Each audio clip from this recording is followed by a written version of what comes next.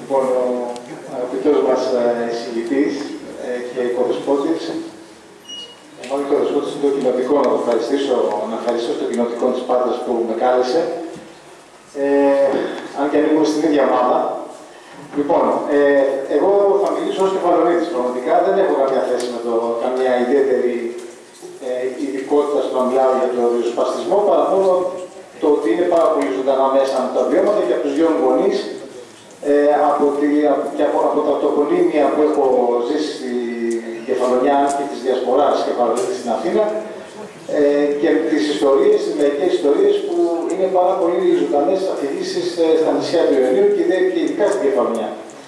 Λοιπόν, ένα δεύτερο κομμάτι είναι η πολιτική αναζήτηση και η κοινωνική αναζήτηση τα τελευταία χρόνια, που από τότε που ασχολούμαι με τα κοινά έχω δει ότι αυτό που έλειπε και λείπει είναι η σύνθεση.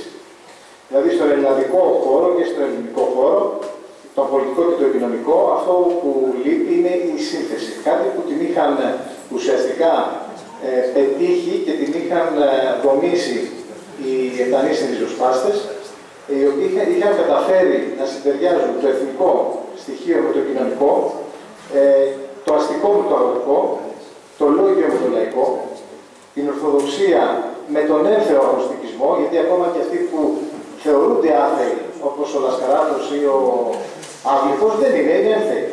Αλλά έχουν αυτή την ιδιαιτερότητα του Ιωνίου Πελάδος που τους κάνει να το συνθέτουν με ένα διαφορετικό τρόπο.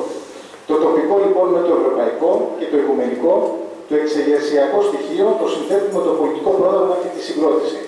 Αυτό που θεωρώ από τα διαβάσματα με την εμπειρία μου και να βάλω και μια άλλη διάσταση, η σύνδεση αυτή που βλέπουμε στους Επτανήσιους έχει να κάνει και με το γεωγραφικό περιβάλλον και τη φυσική θέση. Ουσιαστικά και το γεωγραφικό ανάγλυφο είναι συνέχεια της υπηρετικής Ελλάδας.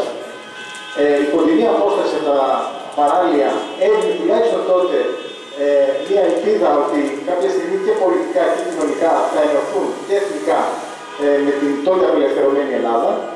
Αυτό λοιπόν έχει επηρεάσει και ιδεολογικά και πολιτικά και συναισθηματικά την ταύτιση που έχουν οι Επτανήσιοι με την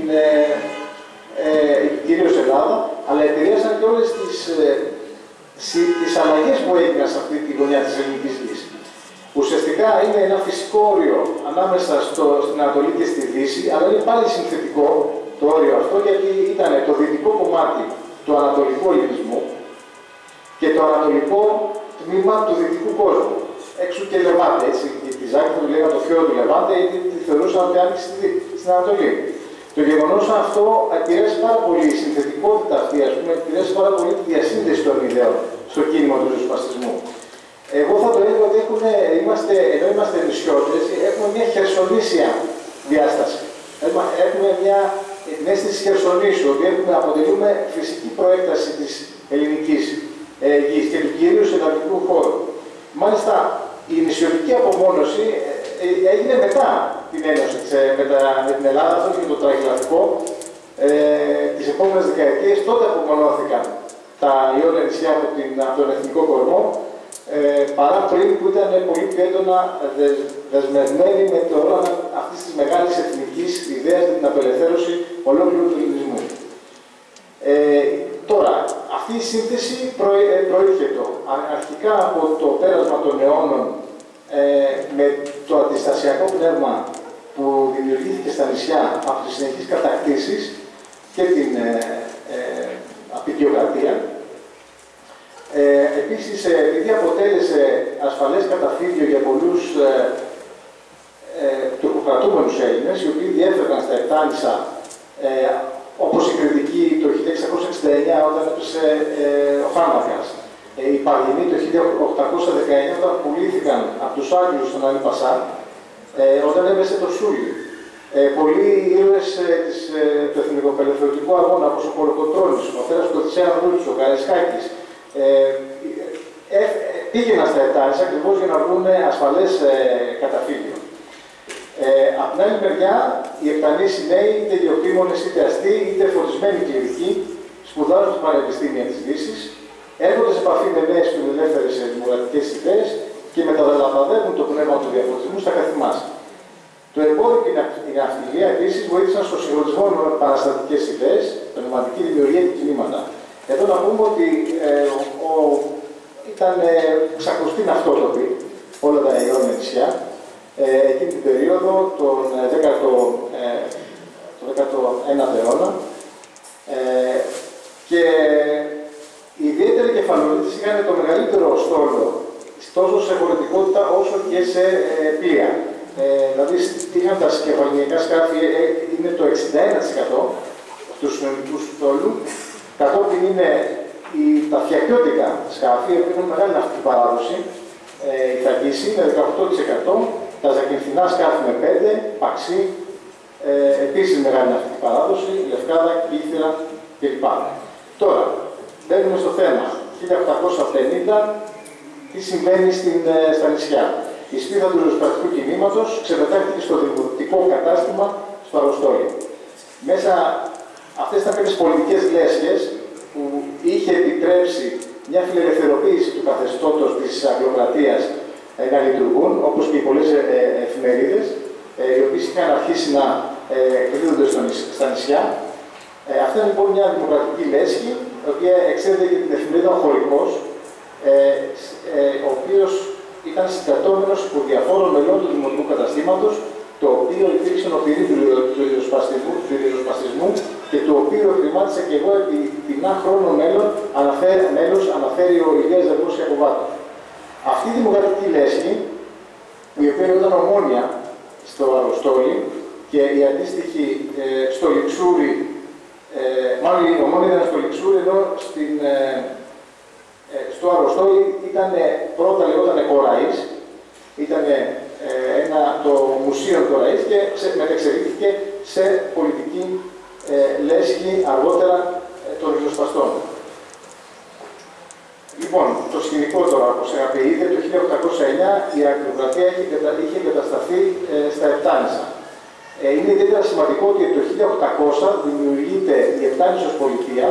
Γυρνάω λίγο πίσω, γιατί είναι πολύ κομβικό σημείο. Η Επτάνησος Πολιτεία είναι το πρώτο, ας το πούμε, ημιαυτόνομο κράτος στον ελληνικό χώρο. Αυτό μαζί με την Επανάσταση του 1821 ουσιαστικά είναι κομβικά σημεία στον διαρκή εθνικο-απελευθερωτικό αγώνα του ελληνισμού. Το 1800 λοιπόν γίνεται η Επτανήσιος Πολιτεία, που είναι ένα ημιαυτόνομο κράτος ήταν υποτελή στην υψηλή πύλη και είχε και την προστασία των θρησκευτικών δικαιωμάτων από τους Ρώσους. Το 1809 όμως η αγγλοκρατία εγκαθίσταται πάλι στα Επτάνησα και το 1815 ιδρύεται τα Ηνωμένα Κράτη των Ιωνίων Νήσων ή Ηνωμένες Πολιτείες των Ιωνίων Νήσων. Τώρα, ποιες είναι οι τάξεις, ας πούμε, τα στρώματα, οι πολιτικές δυνάμεις. Πρώτα απ' όλα έχουμε τους καταχθόνιους ή τους προστασιανούς. Τους έδωσε ο λαός αυτή την ονομασία επειδή καθρέφτιζαν την στενή εξάρτησή τους από την αγγλοκρατία και από τον τρόπο που κινούνταν. Όπως αναφέρει ο ιστορικός Γιώργος Μοσκόπουλος, δεν ήταν κόμμα ούτε καν με τα δεδομένα εκείνης της εποχής. Ωστόσο, το παραταξιακό αυτό μόρφωμα έχει τους εκπροσώπους του στην Ιόνιο Βουλή και προβάλλει τις απόψεις του με την εφημερίδα Πέλετης. Ο Δημήτριος Καρούσος, έπαρχος στην Κεφαλονιά και αργότερα γερουσιαστής, μάλιστα μετά την Ένωση περνάει στο κίνημα των ριζοσπαστών. Είναι αυτά που πολλές φορές στην Ελλάδα έχουμε ζήσει και ζούμε ακόμα. Θεωρείται λοιπόν επικεφαλής των μεταχθονίων. Με κεντρικό τώρα ιδεώδες την ένωση με την Ελλάδα και ανάλογα με τον τρόπο που προσεγγίζουν το θέμα της πολιτιακής κοινωνικής μετατροπής, αναπτύσσονται οι υπόλοιπες πολιτικές δυνάμεις, οι μεταρρυθμιστές και οι ριζοσπάστες. Οι μεταρρυθμιστές προέβαλαν ως κύρια στρατηγική τους τη φιλελευθεροποίηση του πολιτικού συστήματος του εκκλησιακού λαού μέσω της μεταρρύθμισης του συντάγματος του 1817. Το 1815 είπαμε ιδρύεται το Ιόνιο κράτος, έτσι, και το 1817 ο σκληρός εθνικιστής και αυταρχικός αρμοστής ο Μέιτλαντ, μάλιστα στο Αροστόλι έχει παραθαρεί η φράση του Μέτελα, Μέτελας, είναι η περιοχή. Αυτό λοιπόν έκανε ένα πάρα πολύ σκληρό σύνταγμα, το οποίο δεν άφηνε κανένα περιθώριο στις πολιτικές ελευθερίες, με πάρα πολύ αυταρχισμό. Οι μεταρρυθμιστές λοιπόν θέλανε αυτή την φιλελευθεροποίηση του συντάγματος και έβλεπαν ως την ένωση με την Ελλάδα σε αργότερο χρόνο, όταν οι συνθήκες θα ήταν καλύτερες. Κατά τον Ηλία Ζερβού-Ιακωβά, το χαρακτηριστικό των μεταρρυθμιστών ήταν ο συντηρητικός φιλελευθερισμός τους, που οφειλόταν περισσότερο στη δημοκρατική τους προέλευση. Παράλληλα, τόνιζαν την ανάγκη ανόδου του μορφωτικού επίπεδου του λαού. Στο μεταρρυθμιστικό κόμμα συμμετείχαν επιφανείς άντρες επτανείς όπως η Ζαβέλη, ο Βραΐλας, ο Παύλος Καλλιγάς, ο Κράτης Κουρής και ο Μητροπολίτης Κερκέρας Αθανάσιος και πολλοί άλλοι. Οι ριζοσπάστες τώρα ήταν το εξοχή κόμμα αρχών της περίοδου εκείνης. Το Λαϊκό Έτοιμα για τη Δημιουργία Δημοκρατικού Πολιτεύματος το θεωρούσε αλεξαρτώματο με την απεξάρτηση της προστασίας και την ένωση με την Ελλάδα. Ουσιαστικά μπορούμε να πούμε ότι είναι το πρώτο κόμμα το οποίο είναι από Έλληνες, να το πω. Ας θυμηθούμε ότι εκείνη την περίοδο τα κόμματα στον ελλαδικό χώρο ήταν το ρώσικο, το γαλλικό, το αγγλικό. Έτσι, άρα οι απελευθερωμένοι Έλληνες μέχρι το 1821 είχαν συνδέσει την εθνική τους ανεξαρτησία, βάζοντας πολύ στενά τις σχέσεις τους με κάποιον ξένο παράγοντα. Αυτό ήταν κάτι που με τους επτανήσιους ριζοσπάστες περνάει σε μια άλλη φάση, καθώς θεωρούν ότι μόνοι τους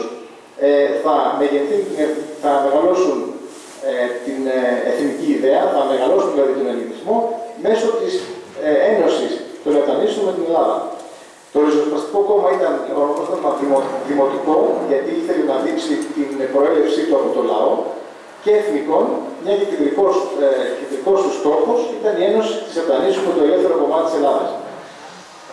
Το κόμμα αυτό φύση επαναστατικών, διότι απείτει την πάυση και την έξωση της προστασίας κατά τον Ηλία Ζερβό, με ηγέτητα ομάδα προοδευτικούς αστούς, επόρους βιοτέχνες, ναυτικούς, πτυχιούχους ευρωπαϊκών πανεπιστημίων, ενέπνευσε τους εργαζομένους των πόλεων, αλλά και τους αγρότες που καταπιέζονταν από τις φεουδαλικές οικονομικές σχέσεις.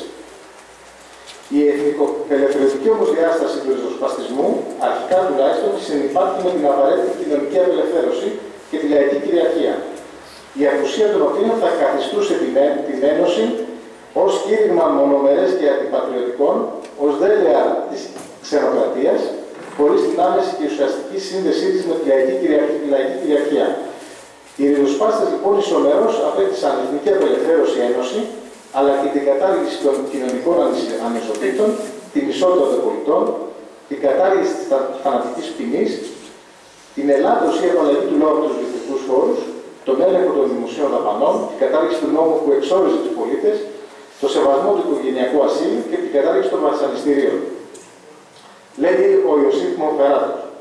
Είναι λαός ελεύθερος εξωτερικός, ώστις πραγματικώς απολαμβάνει και χαίρει την ανεξαρτησία και αυτονομία του, χωρίς ποσός, αμέσως ή εμέσως, να υπόκειται στην εξουσία ή ηλική νησχήν άλλου.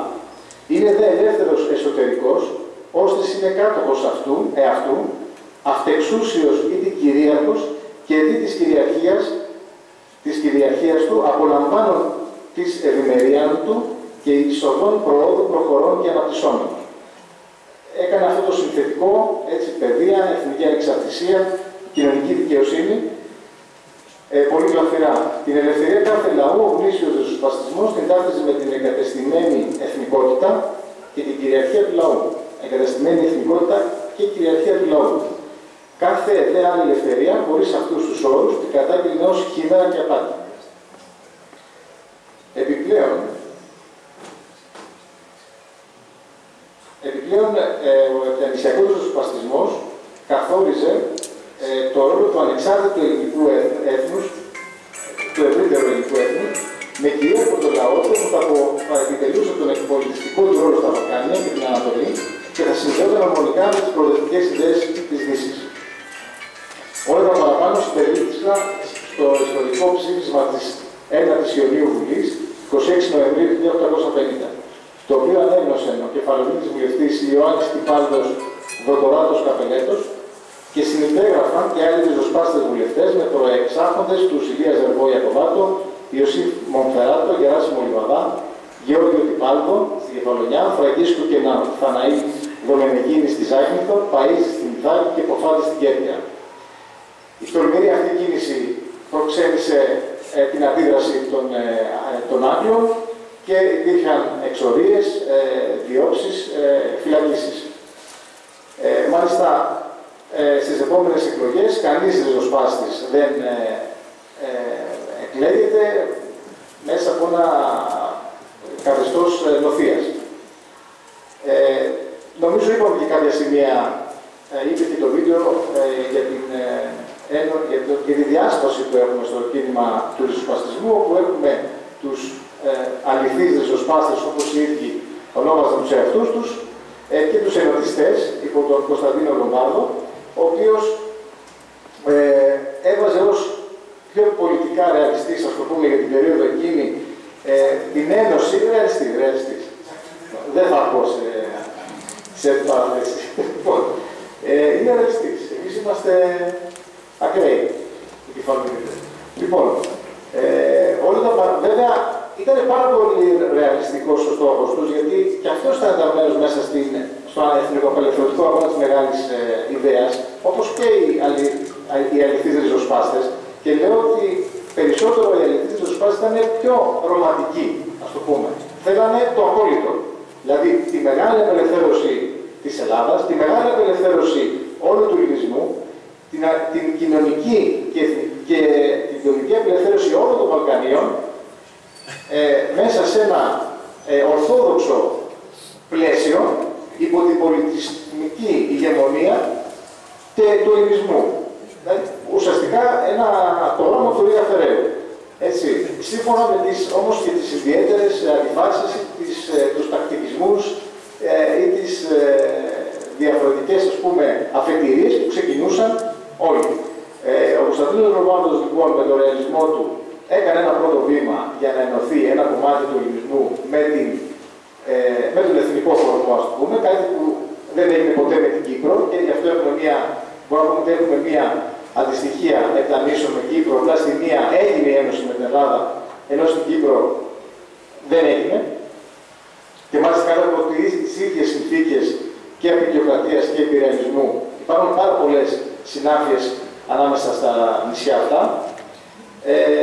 Μάλιστα, κάποια στιγμή ο Κωνσταντίνος Λομπάρδος σώζει, ας το πούμε, το θέμα της Ένωσης, διότι είχε αποφασιστεί να γίνει διχοτόμηση των Ευθανήσεων από τους Άγγλους, άλλο ένα κομμάτι που μας θυμίζει την Κύπρο, με το δικαστικό σχέδιο που προωθείται, με το σχέδιο αλλά και τώρα προωθείται.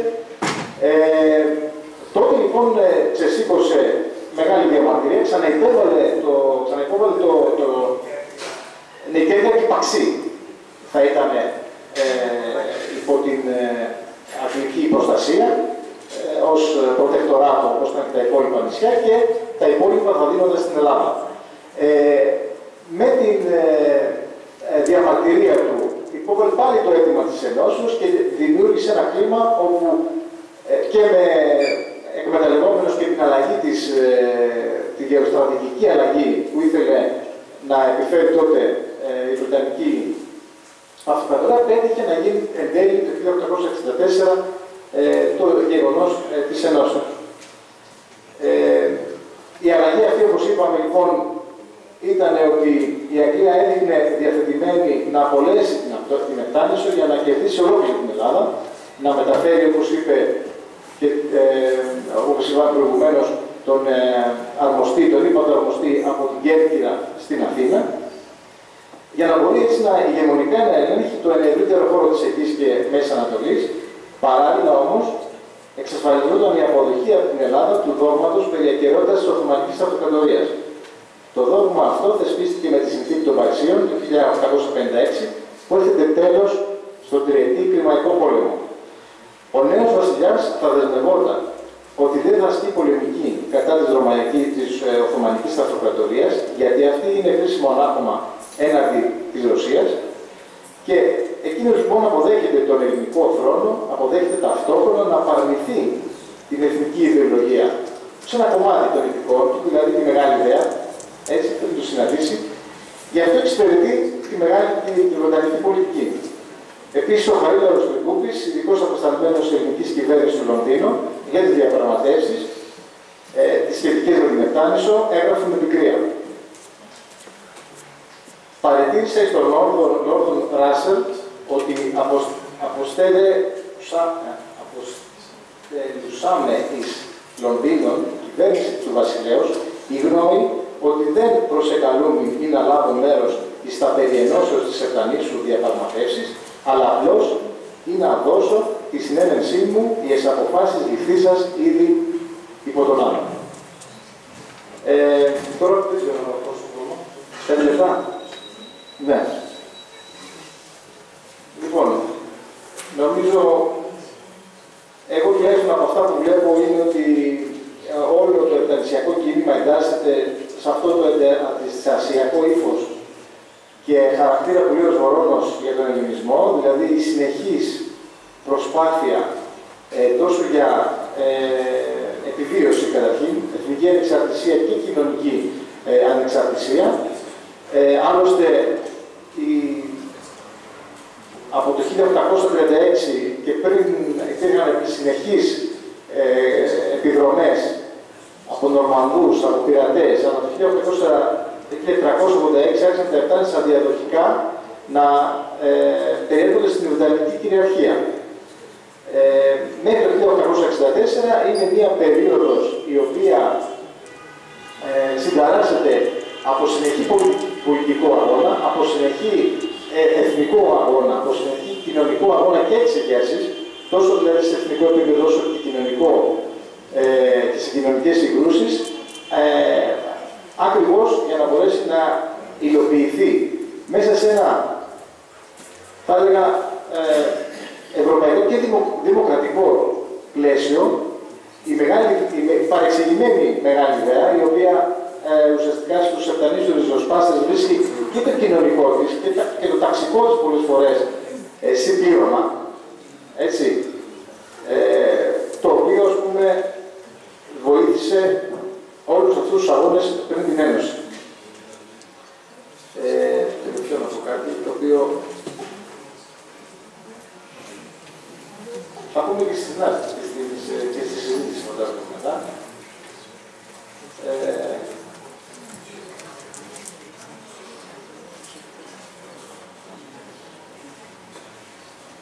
Να πω λίγο για τις ιδέες και τελειώνω. Οι νέες ιδέες που ήρθαν από τη Δύση μετά τη Γαλλική Επανάσταση ουσιαστικά